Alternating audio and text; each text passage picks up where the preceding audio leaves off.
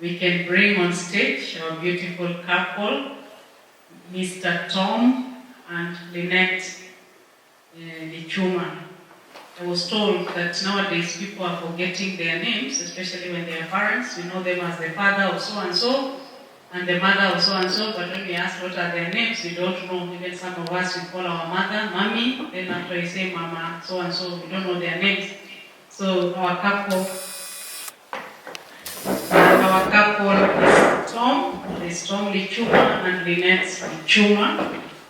And they're going to talk together. That's why I said we have 3 speakers, but actually there are 2. So for them, they will present to us the talk together. They will present to us the talk together. They will be here on stage very shortly.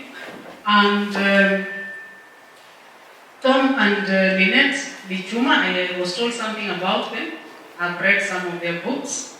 And Tom is a retired civil servant, while Lynette is a retired librarian. Lynette is a retired librarian. Tom is a retired civil servant, and they are members and committers of the worldwide marriage encounter movement. And I know most of us are familiar with the marriage encounter group. They are also members, but not only members, they are committers. They are instructors in premarital sessions in many parishes since 1985. And they are called as married couples pacifiers since 2002. They'll tell us what that is. I'm not sure if I know what it means.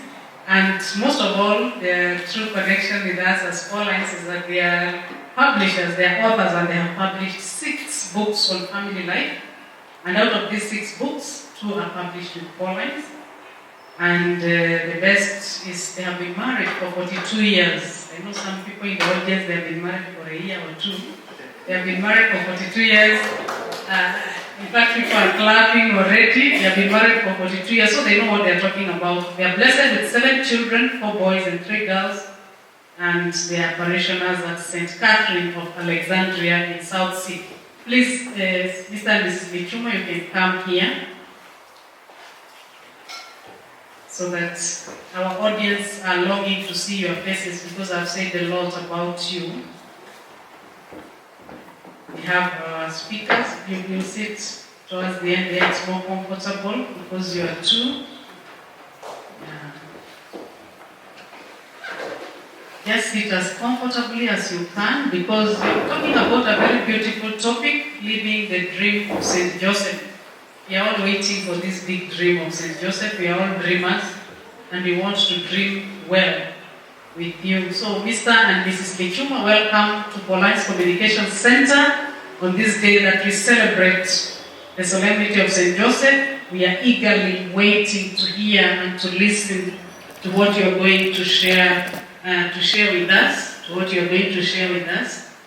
And I think the floor is yours. I don't know if your computers are okay. If you want to use one computer, you're also free. As I said, you're 2, but you also want. We can organize it that way. So thank you. You're most welcome. If you want to add something about yourselves, but the floor is yours. Okay, my name is Tom. And mine is Lynette. And by the love of Christ, we share one name, Lichuma. Other details have been given by sister. We go directly to our topic today, living the dreams of St. Joseph. Living the dream of St. Joseph is not a story, but a way of life.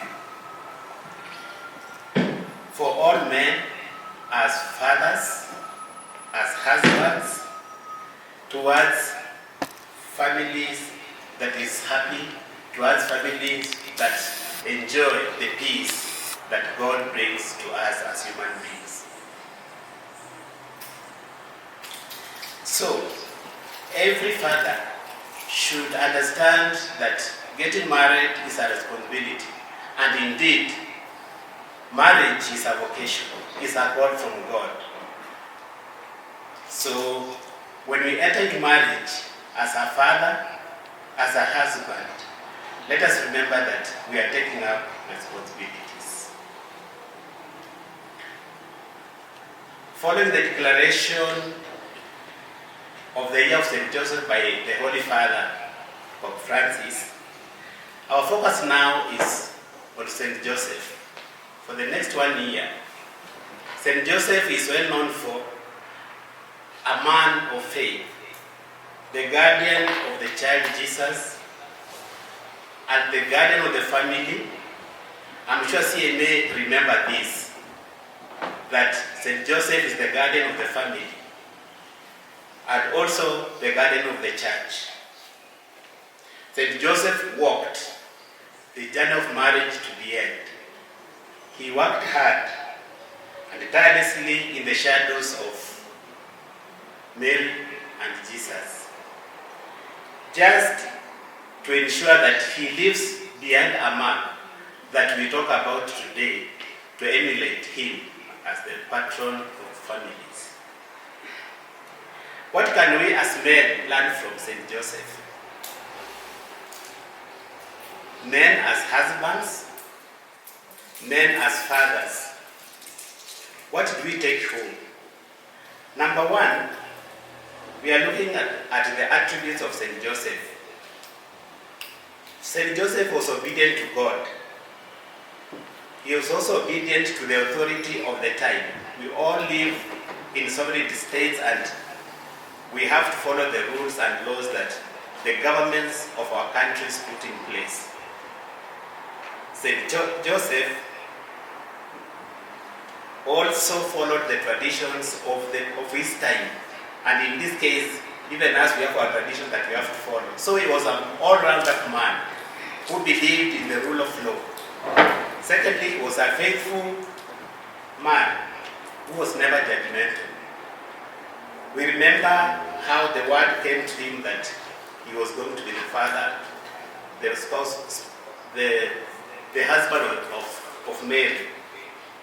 If it was me or any of the men around, he would go around bragging that me, I'm an important person in this society because I'm the foster father of the Savior, so you cannot joke with me. But if he said anything, he always kept quiet, he always listened, and just complied with what God wanted him to do. He was faithful and non-judgmental. Remember the time word came to him that Mary was expectant? He didn't want to go out there to tell everybody that this one has happened and I'm abandoning this lady here. He thought about it and he decided that he was not going to expose Mary to the world. That is the spirit of fatherhood. God chose him because he was righteous. How many men were there at that time? And God didn't choose them apart from him. Among the hundreds of men, he chose St. Joseph. He was a righteous person and faithful man. But for us, in the current setup, in today's world, are we righteous? Can we live the life of St. Joseph? Can we model on his life as a husband? We can try by prayer and by the graces of God. St. Joseph loved his family. He was a loving man. And at no time have we read in the scriptures that he took his cane to beat up his wife, Mary, or the child Jesus. He was always there for them. He worked hard and was skillful in his work. Father just talked about work.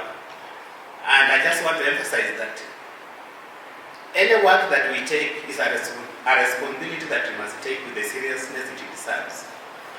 I remember one time, my rector, I was in the junior seminary, and the rector said, if anything is worth doing, you have to do it well. Otherwise, don't even try to do it just to satisfy the person who sent you that I've done it. If you have to do it very well. St. Joseph did his work well. He was a carpenter, and he did his work to fulfill the dreams of his local people. He provided them with what they wanted from him, and his aim was not to make money, but to earn money to bring up his family.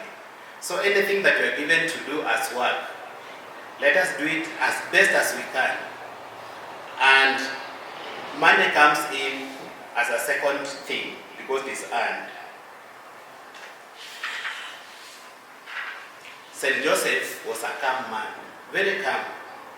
He rarely talked much. We haven't seen anywhere written what the words he used.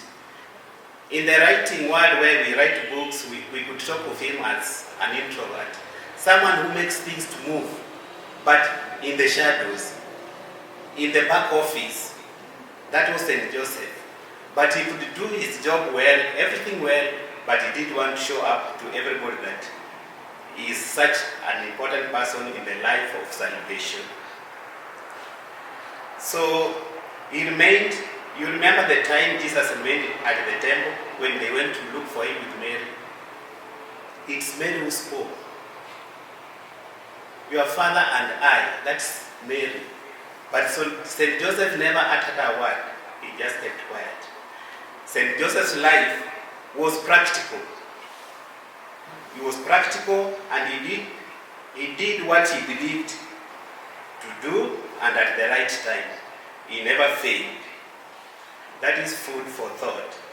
St. Joseph's fatherhood and his dreams could not be accomplished without the support of the Blessed Virgin Mary. St. Joseph was a husband and he was a father.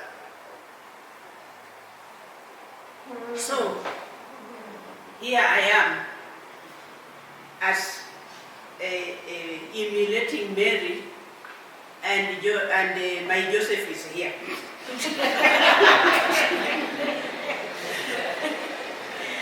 And we know that there is a saying that behind a successful man, there is a wife behind.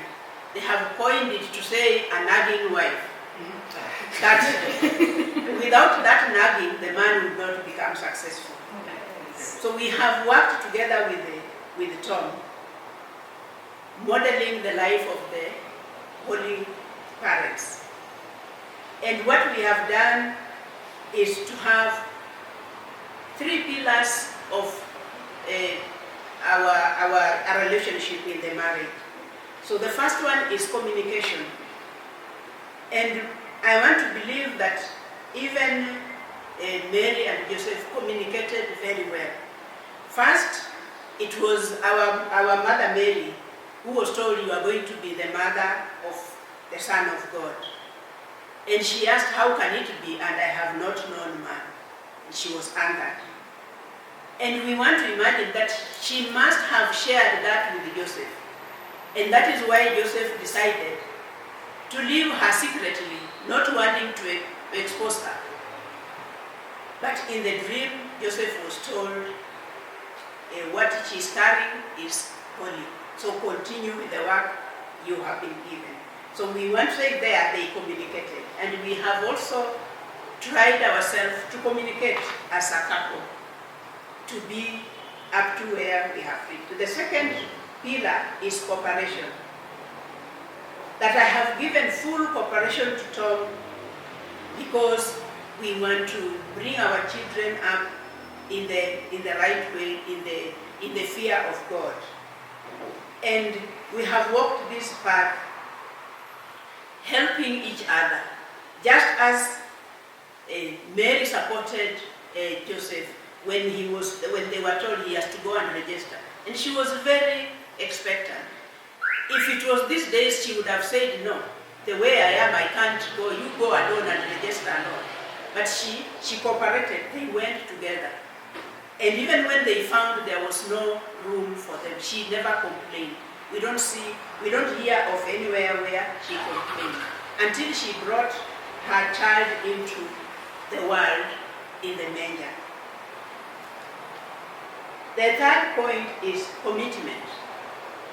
That they were committed to what God had sent them to do, to bring up this child that would deliver the world. And me and Tom, we have tried the same. We have worked. We have been committed to our marriage. When I was born in an ACK church. And when we met, I found he was a Catholic. And I joined him. I didn't say, I will leave my Anglican life and you live your Catholic church. We came together because we were committed and have brought up our children in the faith, in the Catholic faith. So we have tried to live our commitment. When we started staying together, there was no time, any one time where we thought, let us try, and if it doesn't work, we can part our ways.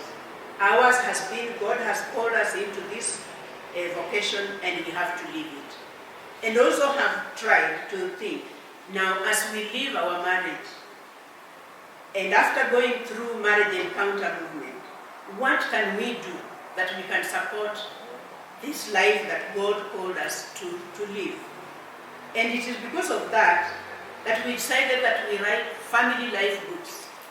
And it didn't come just easily. It is because we had started giving marital classes to those preparing to wed in our parish. And it took, with that, then we went for marriage encounter, and then we saw, yes, we have this, we have done this for many couples, we are in marriage encounter, we are giving talk. So what can we do that we can leave behind when God calls us home, that will help the other couples coming out? And because of this, our commitment to our marriage and our relationship, we have come up with family life books, in which we believe that anybody who buys, who gets that copy, any of the copies and read, they will get something out of it to assist them. As married couples, we don't walk alone, and let us remember that marriage is a journey, and even as we model on the Holy Family of Nazareth, let us remember that as a married couple, we cannot walk alone, and that's why we have support groups that help to make our marriages better. So when these sessions are called, it is good that we just go there and see what we can pick from there, just as we are doing now, to make our marriages better and to make our society better also. In this regard, we want to talk, just mention in passing about the worldwide marriage encounter. This is a formation for priests, sisters, religious, and couples to a life of relationships between husband and wife and the communities in which our priests, our nuns, and religious live. This movement was started in 1952 in Europe, and in 1976 it arrived in Kenya through the Blessed Cardinal Morris, and in 1978 he organized for couples to come from Ireland to come and facilitate the first weekend. It is a weekend formation which starts on a Friday and ends on a Sunday afternoon, facilitated by a couple like us and a priest. How did the servant of God, Cardinal Morris Otunga, think of this movement of marriage encounter as being important in Kenya? It is because when he went for the Eucharistic Congress in Philadelphia, and there was a marriage encounter weekend being held, he was invited to attend. Just as Tom has said that marriage encounter is not just for couples only. It is for couples, husband and wife, and the religious priests and the sisters or brothers. So he was invited and he went to attend. And when he went through the whole session, from a Friday evening until Sunday around 3, he left satisfied that this is something that can help couples by people back at home. And that is why he invited the Irish couple in 1978, and the first weekend was facilitated. And this was because of his love for the family. And we have also embraced it, that those who come for the weekend, they don't live the way they came. They go back having rediscovered themselves. So as we think of the Holy Family of Nazareth, let us also think of what can help us make our marriages better. So the worldwide marriage encounter believes that every couple can find holiness in their marriage. Holiness in the marriage is possible if you can adhere to the 3 pillars that she just mentioned. That's communication, commitment, and cooperation. You'll find that it will make us easier for us to live the life we anticipate of St. Joseph. Also, the word marriage encounter also believes that every married couple can have mutual satisfying marriage. No one gets into marriage to be frustrated. We all want to be happy. We all want happiness in our marriages. This happiness cannot just come. We have to work for it. And that's why we normally say that marriage is work. Because we have to keep on communicating, we have to keep on reminding ourselves of our commitment to the marriage, our responsibilities. And that's the same thing that the Holy Family of Nazareth did. They lived the marriage that we are living now. So in this imitation, let us also work towards that, making our marriages holy by cooperating with each other, communicating well, and also trying to make each other happy. When a couple goes for a marriage encounter, a couple, the priest and religious, they come to know more about themselves and they understand about themselves more. And in that way, they can be able to allow themselves to also share with others where they can assist. And because of our marriage encounter weekend and participating in the marital classes, we have become together, working hard to try to see that marriages stand. And our passion, me, Tom and Lynette, is to see that families understand that God gave us this so that we can live happily. And when we have a talk in a parish, if we are called in a parish and we give a talk, if there's any couple that wants to follow us up so that we can help them more, we are always open, and we do it free of charge. Several times we present a program on Radio Mini, Family Life, on Thursdays from 1 to 2. And when we leave, many couples call, one person will call, the one who really wants to see that their marriage is improved. So they will call and ask us how they can meet us, and we arrange, we meet. And the second question usually is, if you have accepted to meet us, what are your charges? We have always told them, when we are doing God's work, we don't charge. We help couples freely, that they may live their marriage and be happy. And in that way, we are trying to do the best to glorify God in our work. Society can have happy families built on solid foundation of Jesus, Mary, and Joseph as their role model. Families that can withstand the challenges of the modern day. This world is tough, and we cannot sit back and say our marriages are failing without doing anything. And this year that the Pope has declared the year of St. Joseph is a year that we can reflect deeply on our marriages to ensure that where we go wrong, where we can get support from support groups, we do so that we can live happily in this marriage that we have entered, because marriage is a call from God.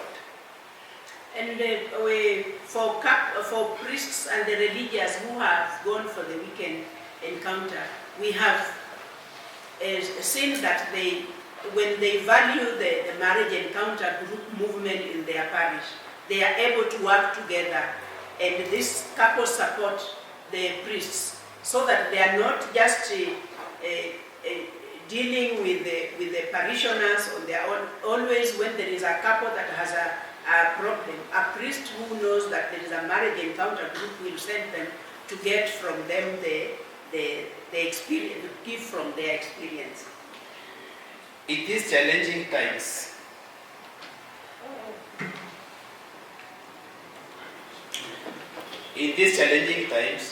the role of husbands and fathers are invaluable to society.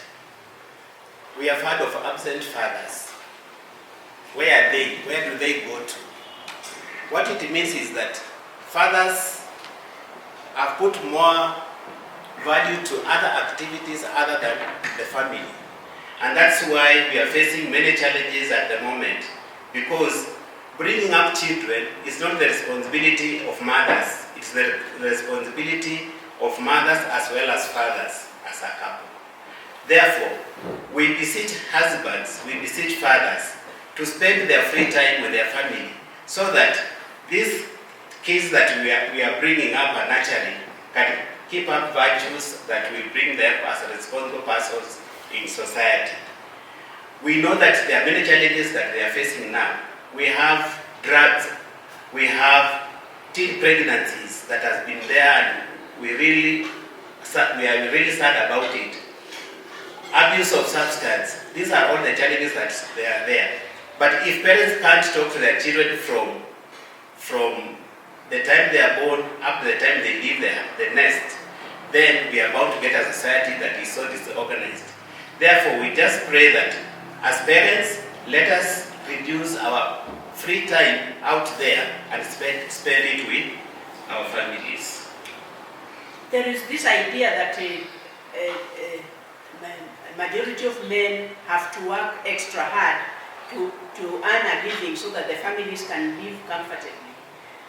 And it is true, but then we also, when we were bringing up our children, we had that Tom worked in a very busy office.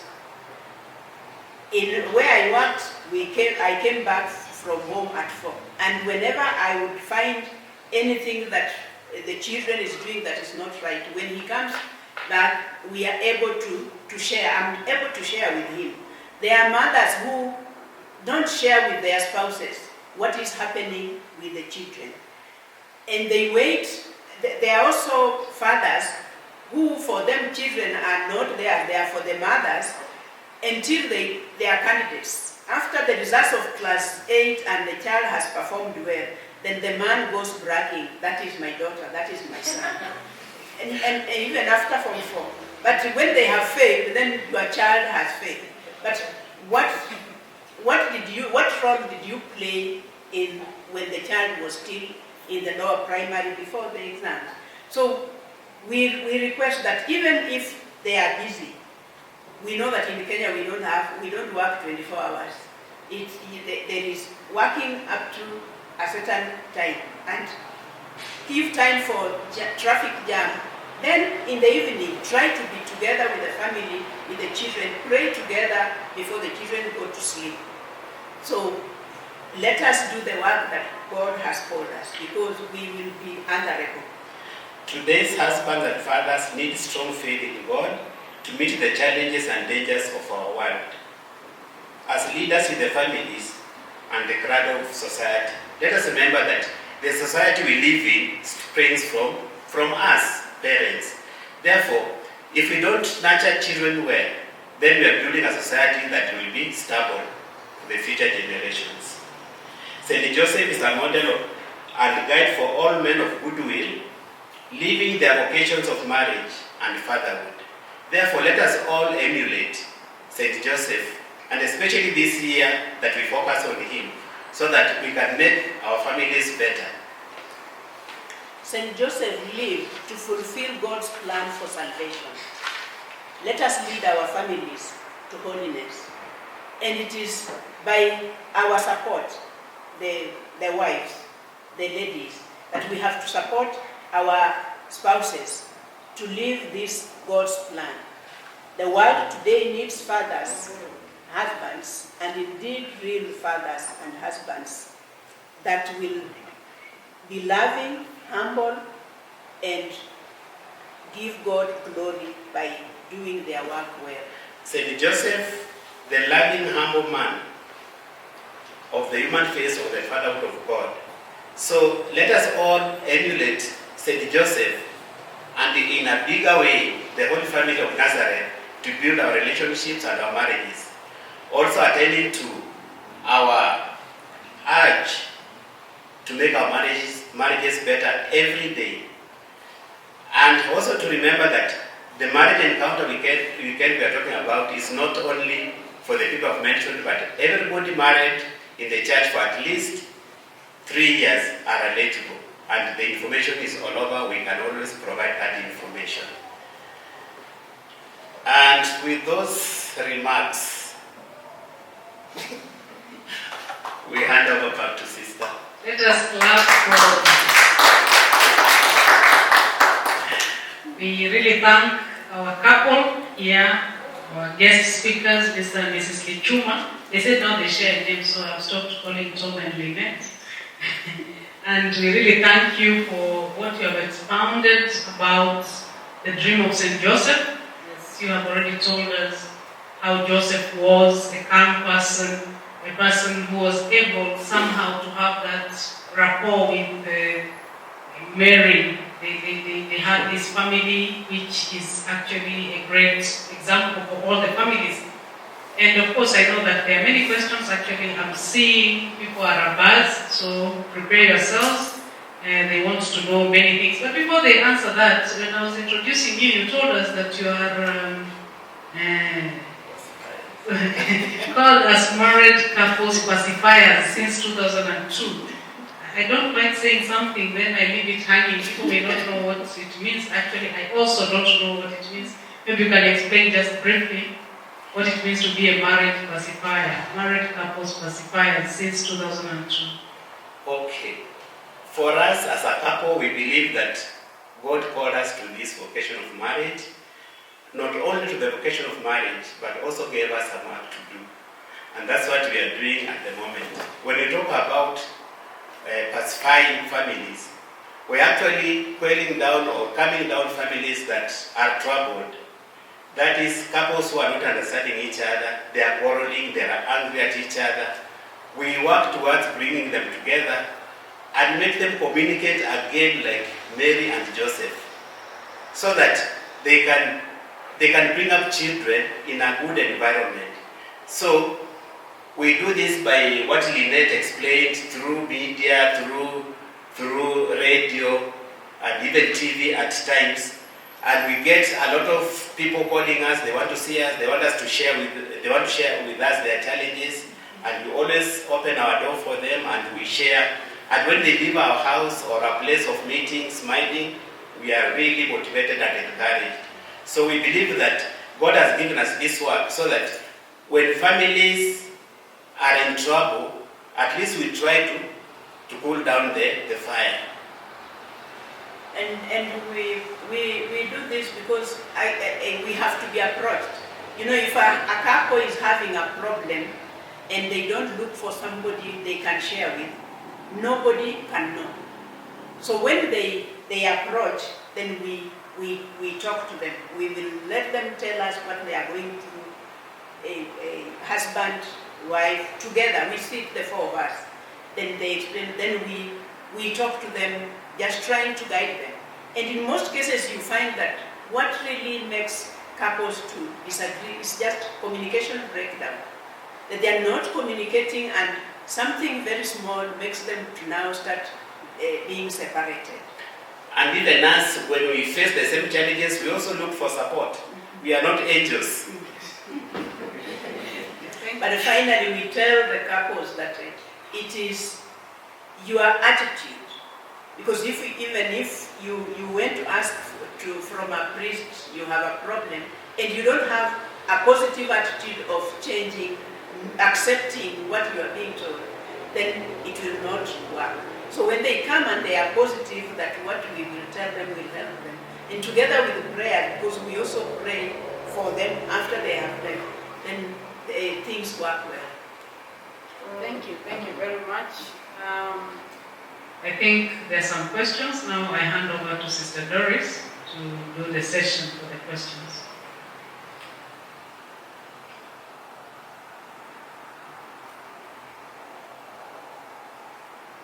Okay, the first question, the person asks, Tom and Lynette, what does it mean to walk and work alone as a couple? As we said earlier, we said that marriage is a journey. Actually, it's a journey. It starts on that day you do your wedding in the church, and your journey starts at the door of the church as you leave. Because the wedding just ends there. It's just an event. But marriage itself is a journey. And you know, when you're going on a journey, challenges are always there. You have to prepare yourself for those challenges. And walking the journey means walking in the top, walking the virtues of marriage, the values of marriage, that when we do our wedding in the church, into the holy sacrament of matrimony, there are graces that we get. I'm saying this because for those who have not gone to church because of one challenge or another, that the graces we get out of the sacrament of matrimony also helped us to overcome the challenges that married couples face each day. So, when I talk of walking, it means marriage is alive and it's working. And if we don't work, it can come to a standstill. Working means doing your best to make your marriage better as a mother, as a father, or as a husband. Because if you are always abusive, you are not building a marriage. If you are all complaining, if you are just absent from the house all the time, you are never there for the children, all these little things that happen, then you are not working on your marriage. Because when you work on your marriage, you have to think of the best things for the family. Best thing for your wife, for your husband, and the children. In addition, if we were to work separately, let him work as a man, I work as a woman, my work is to be at home and to cook and do the rest. And there is nothing that brings us together, then it means we are separated. But we have to work together in all that we do, to understand each other. If I have done something and it is not pleasing to him let me know. And if I have also done something that is not pleasing him, he should also share with me. And that is where communication comes in. Because at first, when we start, we are the two of us. Then the children will come in. And if there is a problem and he goes to talk to his parents alone, then I am left out. How do I help when there is my need for help? There are those men who think that they want to do something for the family, but it has to be a secret until it is complete. Like they buy a plot, start building a house, and the wife doesn't know. So if it happens that he gets an accident and he dies, he had very good plans for the family, to have a house for the family. But because it was a secret, we are left suffering while he had very good plans. So it's good to work together. In all that we do, let us communicate. Including money. Actually, money is the greatest challenges in marriage because my money is our money and her money is ours. That's a challenge. So let us work towards making this money our money from both of us. We tell couples that whatever source of income from me in business or in my workplace and what he has, we bring together, and now it is family finance, not mine or his. The second person asks, with reference to St. Joseph, what is your appeal to modern day families living in these modern times that have come with many challenges? I would say that even during that time of St. Joseph, challenges were still there. And these challenges were different from what we are experiencing now. What matters is the attitude to move on, attitude to handle the challenges as they come together. As we say, our strength, the two of us, is our togetherness. And we are able to handle any challenges that will come to us because we are working together as a team. But when challenges come and, as she put it, I don't share with her or she doesn't share with me, then there's a problem because we cannot get out of that challenge. So the challenges we are facing now are the challenges of these modern times. St. Joseph faced his challenges during that time and he overcame them and they lived happily as the Holy Family of Nazareth. We too can do the same based on the challenges that we are facing now. And we can also say that when there is a challenge, I might be looking at something as a challenge, but Tom is not seeing it that way. So we have to sit, and I share with him what I am imagining. Let's say the phones, that now we have those parents who can afford will buy a mobile phone for each child. So when we sit in the house and each person is busy on their phones, then we are avoiding to communicate as a family, and we are communicating to the outside world. So in such a case, then we see, okay, we like as our children, we never bought a child a phone until they were after Form 4. Because now they will understand, and we tell them there are good things in the phone and there are bad things. But when you give young children and you don't monitor what they are doing, then it is draining them. So let us work together to overcome the challenges that are there, because challenges will always be there. And it depends on how you look at it. If you want to look at it and give up that this one I cannot manage, then it means you are putting God aside. Father say that we have to be prayerful, because with God's guidance, what He has given us to do as parents, we will be able to do it well when we put Him first.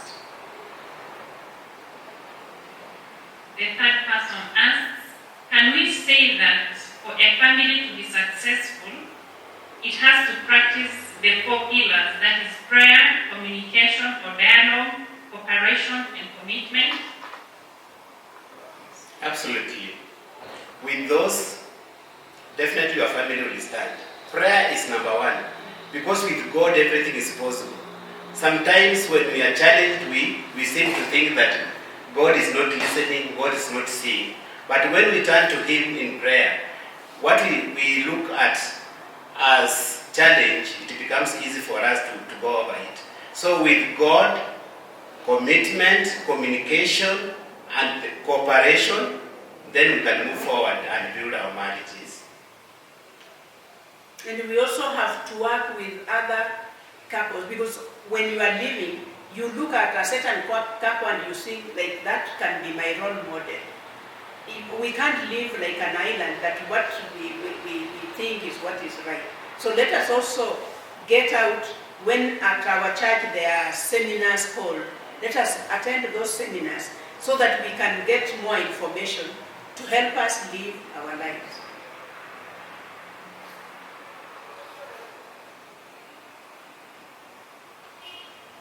The next person asks, do you have any social media platforms for the people in the diaspora?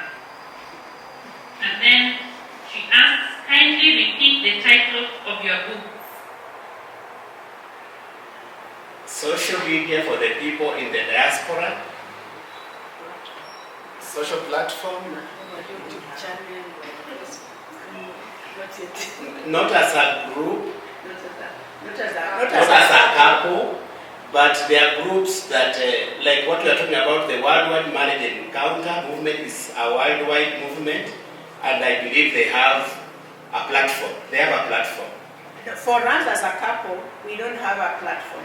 And technology, it is just evolving, and as we are old school, and we keep saying we are analog, we had to ask sister that, are we going to operate anything, or you will put there something, ours is to talk. Because of that, we haven't done anything like that. But now I can say the books we have written. Our first book, To the Altar and Beyond, Understanding the Source of Happiness in Marriage. Our second book, Parenting in the 21st Century and Beyond.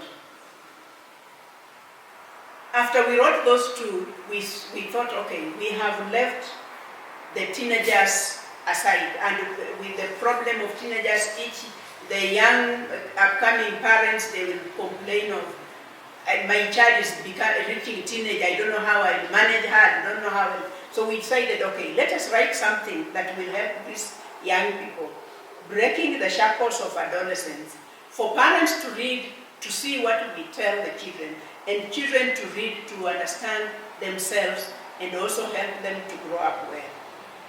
Then the fourth book, we wrote Demystifying Worldwide Marriage Encounter. Because when we talk of marriage encounter, most people think it is about couples that are hurting, those that are fighting, those that are already broken. But that is not the case. It is about couples and priests and the religious, and for couples who are living well to even live better. And those who are having challenges to understand how to get out of these challenges. The fifth book is The Strength and Courage of a Woman. That we sat and say, okay, we live together as husband and wife, and sometimes we don't understand each other. Tom looks at me and wonders, what is wrong with Lynette? This time she's laughing and really talking well, and the next time she's crying. What is it? So we have tried to come out with trying to explain this woman that God gave to Adam, and he felt happy, and he even sang a song. And if I read as a woman, I will understand. I want to understand what God wanted me to be to support this man, because I'm his helper. And for the man to read the book to understand this woman that God gave me, and with all this that she does, how do we live together? So that's the courage and strength of a woman. And the sixth book is Effective Communication in Marriage, because we know with communication in marriage, we will be able to stand. Communication in marriage and with God at our center, everything should be able to move on. The two books published by the Pauline's publication, the six I have said are self-published. Then the ones published by the Pauline's Publications Africa is A Successful Husband. And then another one is How to Be a Successful Father. And those are the books we have written. All these books are just near you. Go at the Catholic bookshop, you'll get them. At the Pauline's Center, Pauline Media Center bookshop, you'll also find them there. Textbook Center and other places. The second last question. In today's world view and the present challenges of the pandemic, are couples able to achieve holiness in marriage like the Holy Family? Yeah, it is possible. In fact, I thank God for Corona because it brought men back home. You know, when there is curfew, they have to come back on time. And those who had communication problems, they had to learn the hard way. Their parents who didn't know their children, they have learned. For the 1 year people stayed with their children in the houses, they came to know them. And because now we are together, we have to talk. And also, when I become his caretaker, because you are going out, have you taken your mask? And are you going in crowded places? Don't bring us Corona.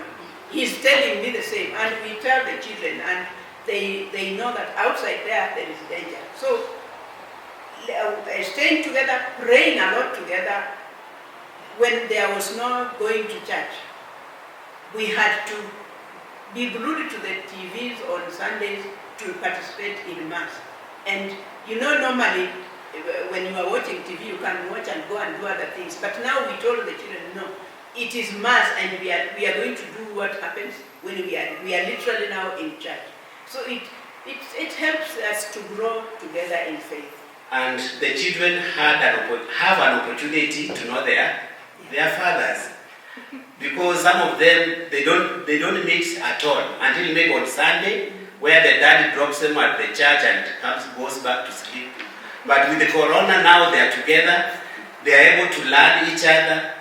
The father is able to go through the homework, and though the children don't trust the fathers, after that they still go to the mother to ask, Daddy has told me that this one is right, is it true? That's what we have been doing. Because the dad is always upset. So at least it's bonding the families. The last question. What has been the greatest source of your unity in your marriage in these 42 years? As we said earlier, our strength is our togetherness, our unity. And what has brought this unity to this far is the communication we've talked about. Because Lynette and I talk a lot. We talk. From the time we got married up to today, we are still talking. And we talk a lot. Something else that has helped us to be really together is unity. That we have to be united. There is nothing I do on my own or he does on his own. Even when we were still bringing up our children, when there is time to go to school, we go all of us. Not, Mama, you go because you have time. Or Daddy, you go because you have time. We go to see their work together, those who are in body. And when a child has made a mistake, I don't take it my responsibility to talk to that child alone. We sit the child and we talk to the child together. So we have always worked together. Then something else is that ever since we got married, there's no time we have sat in the church on separate benches. We go and sit in church together. And there are those couples who, when they hear Tom and Lynette, Lichuma, those ones who move together like easy white ants, you know.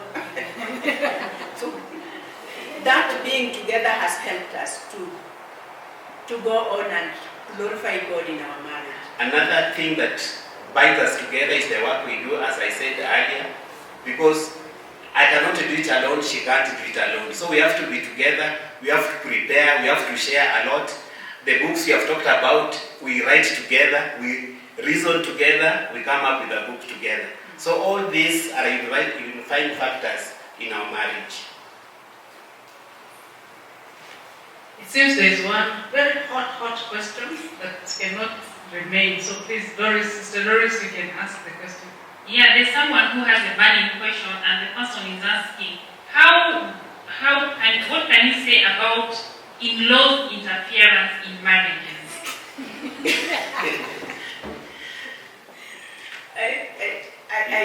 I will start that. You know, that imagination that in-laws are interfering is in our mind. You know, I moved from my place, my people, I left my people and came to his family. I didn't come to this family to pluck him away and move him away. So I have to do my best to fit in this family. Whether they like it or not, they have to accept it. Then Tom's work is to protect me from the family, because they are the majority. Me, I am all alone. They are the majority. If we went home and I cooked food that I was told to cook by my mother-in-law, and I did cook it well, and she starts complaining to him, because first she will complain to him. If he says, yeah, that is the way she cooks, I just am used to that, then it means he's not protecting me. So he has to talk to his relatives, tell them, this is the one I chose, and you have to accept to live with her or not.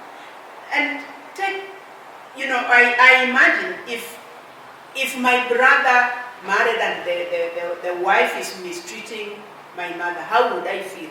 So why should I hate my mother-in-law and my sister-in-laws?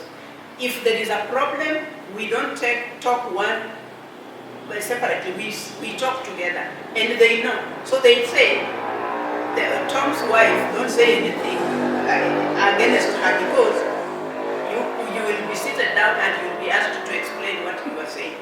And that has helped us. So also, let us remember for men that the Bible says a man shall leave his father and mother and cleave to his wife. What it means is not that we have to abandon our parents once we get into marriage. But remember that you are starting another family, a future family. Therefore, your spouse becomes your number one person, priority in your life, a confidant that if there's anything you have to do, anything you want to know, she should not hear it from your parents, because we have other people we call mother's boy. He's married, but he's still a mother's boy, whereby he cannot accept anything the wife says until he goes to the mother to confirm that it should be like so. That is not the spirit of marriage. The spirit of marriage is that once in marriage, that any consultation, the first consultation should be with the wife.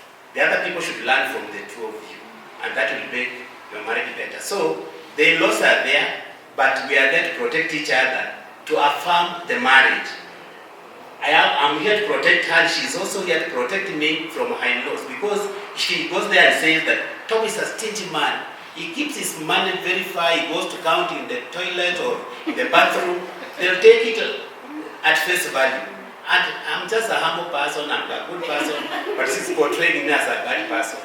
So we have to protect the marriage, because once you are there, you have started a new family unit. Thank you very much. I think that was a very hot question about the in-laws, one of the perennial problems. Now we are about to close our webinar. I'll just ask Tom and Lynette in 1 minute each. They are used to that at Radio Minute. Just to say the final remarks that you want to share with our audience, both online and here present. Thank you. I want to tell all couples, all families, that God has called us into this, that we may glorify. He has given us His work of creation to continue. What the gift that God has given us, let's guide them. And when we reach Him, we will be happy, because we shall have done our work well. Mine is to thank the Paulines for the opportunity to be here with you, and pray that whatever we have shared, at least you have picked in 1 or 2 things that will help you to sort out any challenges that you may be facing in your marriages. Remember to pray all the time, and God will always listen to you. Thank you very much. I think we should give Give them a very big round of applause. We also had quite a good number of people in the marriage vocation in the audience, both online and here. I'm sure some of them may want to take your number, so that their marriages are okay, but they want to make them better. So we really thank you. It has also been an enlightening moment also for us who are religious. It's always good to understand about marriage. We also belong to families. We also encounter people who are in the family. And I think this year of St. Joseph actually is the year that we are really invited to reflect on our life as families, our nuclear families, our extended family, and also the family of the church. So we really thank you, Mr. and Mrs. Lichuma. I'm sure this will not be the last time that you shall be here with us, and we shall be expecting more from you. I also take this opportunity to also thank Father Kamomwe, who is not with us now. He has already gone back to the parish. Also to thank Sister Olga for organizing this webinar and all those who collaborated with her. We also thank our technical team led by Sister Josephine, also Sister Doris, who moderated the questions, and everyone who did something. Some people even brought us water. We thank them, all of them, Sister Noella, Sister Elizabeth, also the Paulines Publications Africa, also our staff here, those who have participated. We are also grateful, the Pauline cooperators, and everyone, even those I have not mentioned. Thank you very much. And as we part, I'm going to pray on behalf of all of us the prayer of consecration of the family. Because we know that St. Joseph is a family man. He's in charge of our family as a church, and also our individual families at home.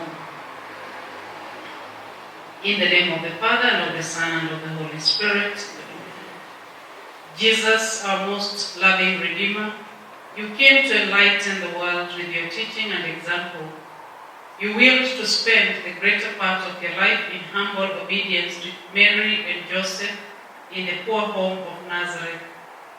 In this way, you sanctified that family, which was to be example for all Christian families. Jesus, Mary, and Joseph, graciously accept our family, which we dedicate and consecrate to you. Be pleased to protect, guard, and keep it safe in sincere faith, in peace, and in the harmony of Christian charity, by conforming ourselves to the divine model of your family. May we all attain to eternal happiness. Mary, Mother of Jesus and our Mother, By your merciful intercession, make this our humble offering acceptable to Jesus, and obtain for us graces and blessings. Saint Joseph, most holy guardian of Jesus and Mary, help us by your prayers in all our spiritual and temporal needs, so that we may praise Jesus, our divine Savior, together with Mary and you for all eternity. Amen. Glory be to the Father, to the Son, and to the Holy Spirit, as it was in the beginning, is now, and ever shall be, world without end. Amen. In the name of the Father, and of the Son, and of the Holy Spirit. Amen. Thank you very much. Thank you to our online audience and everyone here. Thank you very much. Have a good evening.